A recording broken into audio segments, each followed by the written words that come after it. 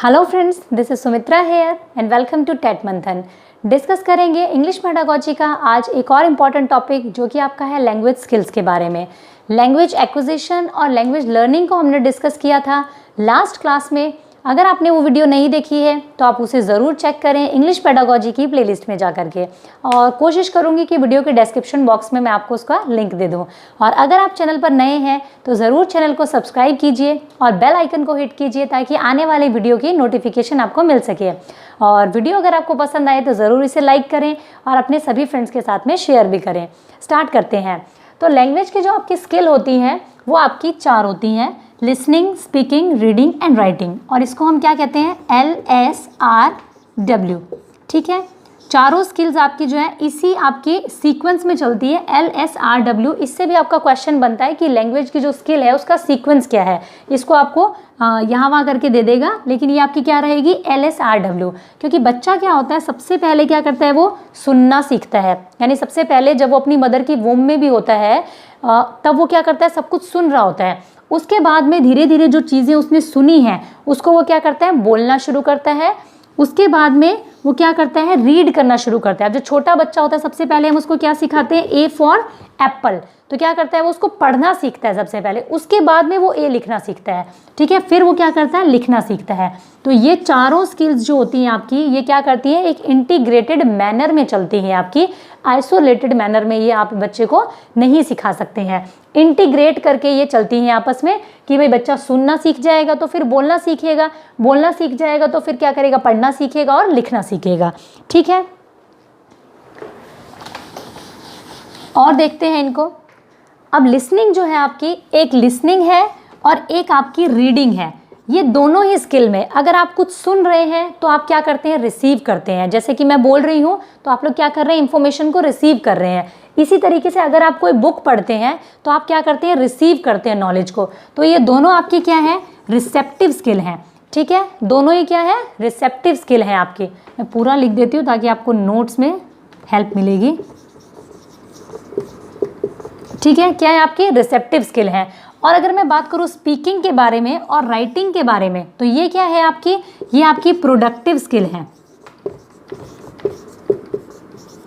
ठीक है, अब मैं अगर कुछ बोल रही हूँ तो मैं कुछ रिसीव नहीं कर रही ना, मैं प्रोड्यूस कर रही हूँ, प्रोडक्टिव स्किल है ये। ठीक है, उसके अलावा राइटिंग क्या होगी, जब आप कुछ लिख रहे होते हैं तब भी क्या कर रहे होते हैं, प्रोडक्टिव स्किल होती है ये आपकी। लिखना और बोलना दोनों आपकी क्या है, प्रोडक्टिव स्किल है। ठीक है, दोनों को आप याद रखेंगे। और इसी तरीके से इससे एक चीज़ और होती है आपकी, ये दोनों में से एक चीज़ आती है आपकी प्राइमरी और एक आती है सेकेंडरी। कि प्राइमरी स्किल्स कौन सी है? ठीक है, तो आपकी लिसनिंग और स्पीकिंग ये दोनों क्या होती है, आपकी प्राइमरी स्किल्स होती हैं। यानी बच्चा क्या होता है, सबसे पहले ये दोनों तो सीखता है ना, सबसे पहले सुनना सीखता है, फिर वो क्या करता है, बोलना सीखता है।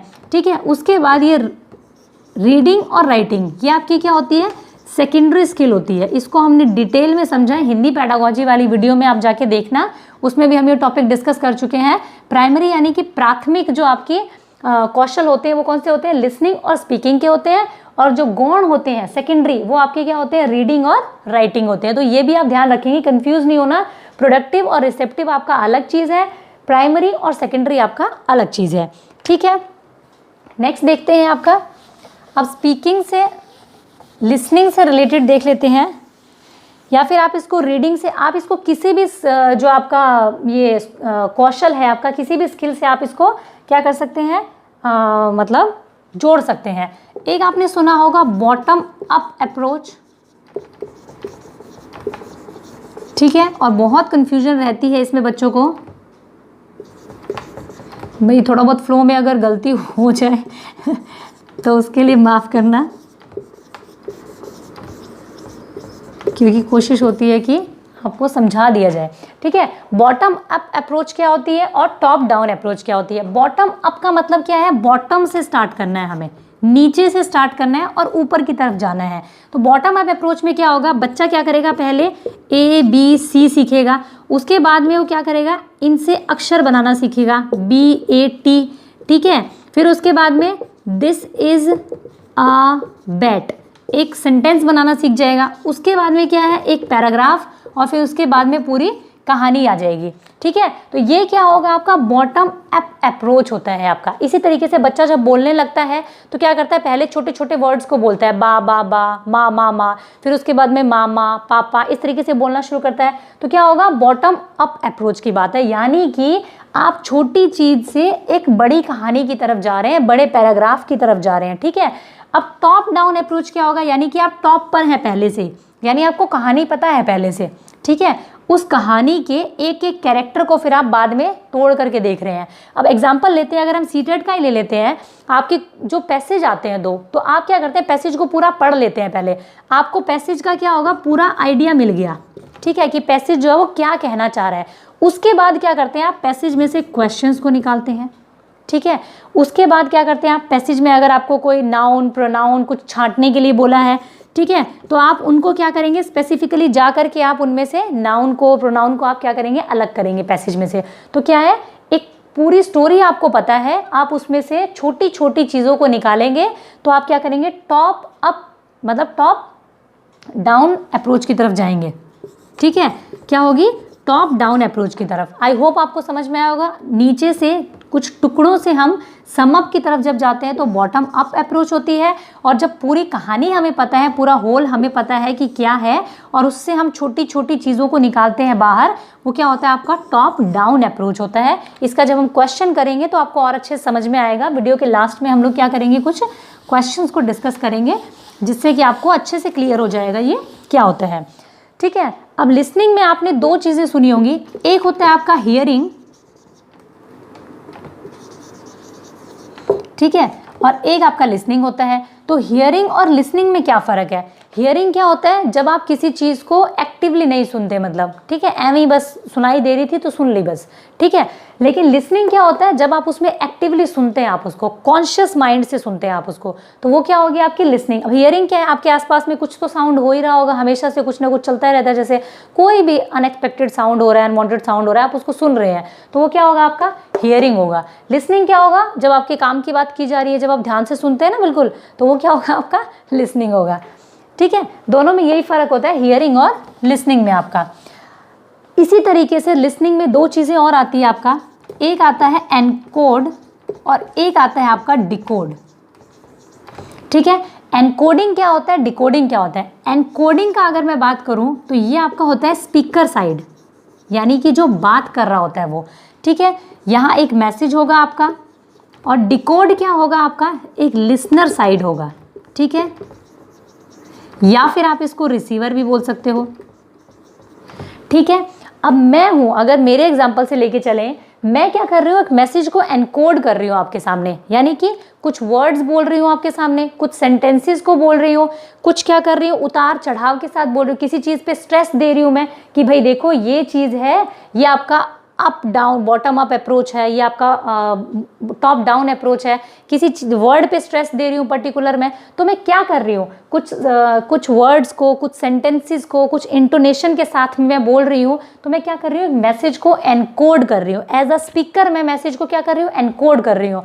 और आप क्या कर रहे हैं, उस मैसेज को एज अ लिसनर सुन रहे हैं आप उसको, और उसको डिकोड कर रहे हैं, यानी जिन शब्दों में मैं बोल रही हूँ उन्हीं शब्दों में उस मैसेज को आप क्या कर रहे हैं, सीख रहे हैं, समझ रहे हैं, उसको डिकोड कर रहे हैं आप। ठीक है, मैं अगर कहीं पर कोई मतलब उतार चढ़ाव कहीं पर भी मैं इस्तेमाल कर रही हूँ, कहीं किसी वर्ड पे स्ट्रेस दे रही हूँ, तो आप एज इट इज़ उसको क्या कर रहे हैं, डिकोड कर रहे हैं।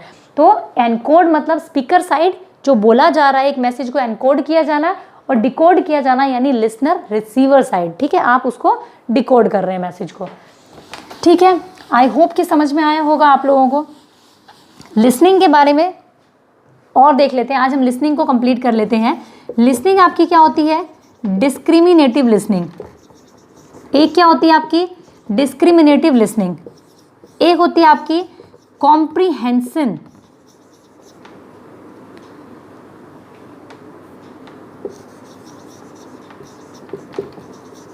Comprehension listening. ठीक है, एक होती है आपकी इंटरैक्टिव लिसनिंग, और एक और आपकी होती है नॉन इंटरैक्टिव लिसनिंग।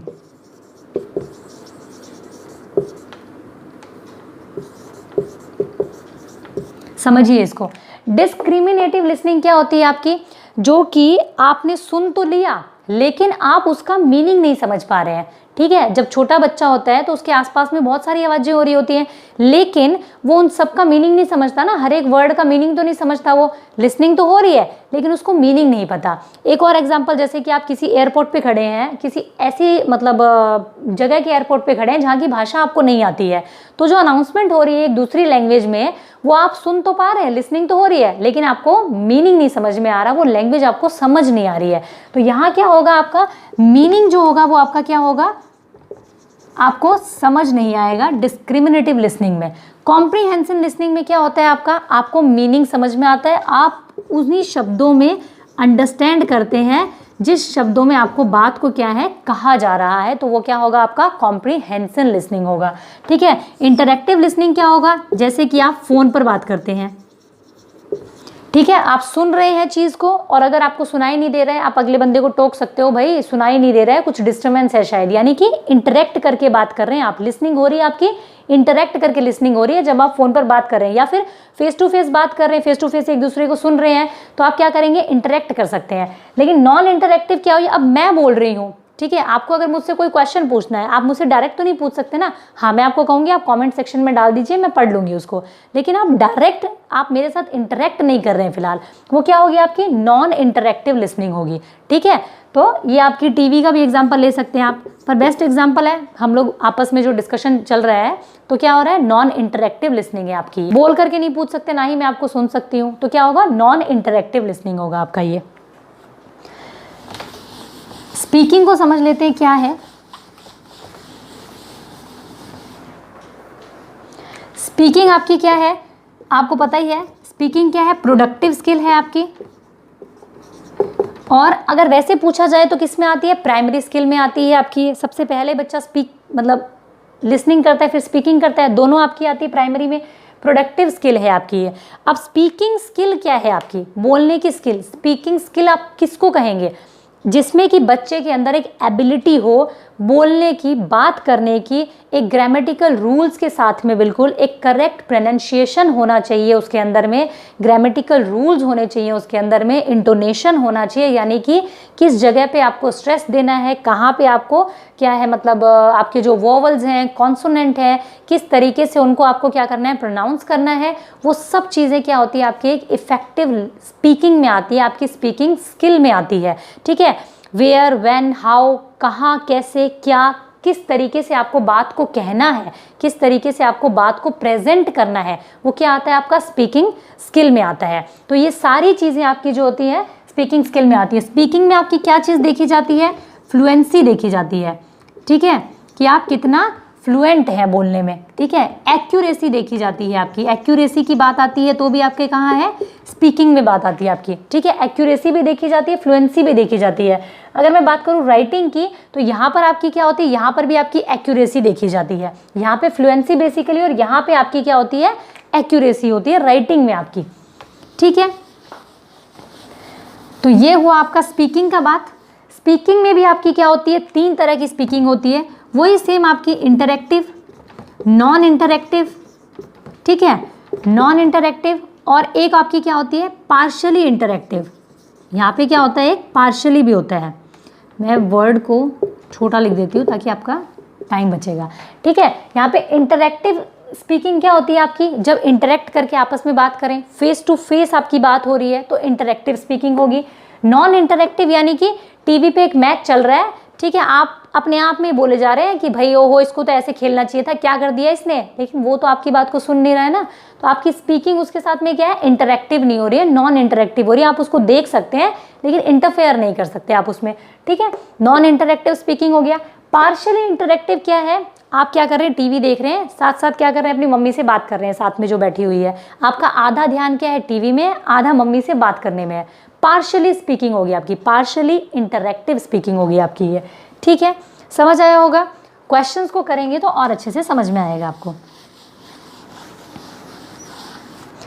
ठीक है, क्वेश्चंस देखते हैं, स्क्रीन पे देखिए क्वेश्चन आपके।